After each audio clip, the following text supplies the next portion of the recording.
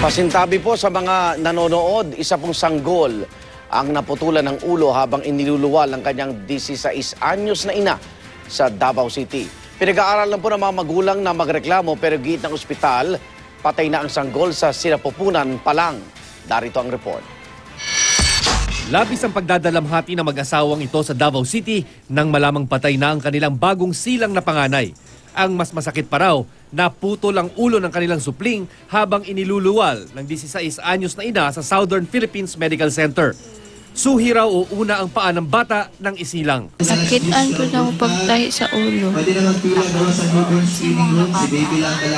Sakit po siya ako Sakit po siya ako Pat ilang kuan hinayan kung gipugos man to nila, kung dili mo gawas ang ulo kay suhi, di siyempre alalayan jud to nila. Pero ayon sa pamunuan ng Southern Philippines Medical Center, patay na raw talaga ang sanggol sa sinapupunan pa lamang ng ina.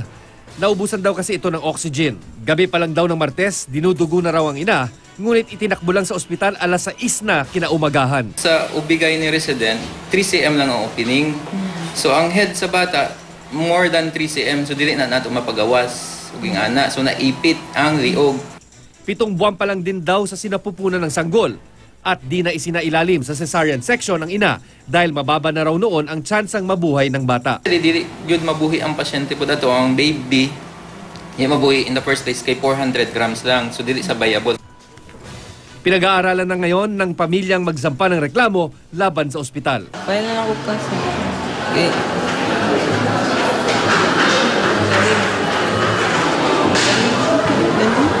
sila din mawadalog. Handa naman daw ang ospital na harapin ang reklamo. Para sa saksi, Chino Gaston nag-uulat.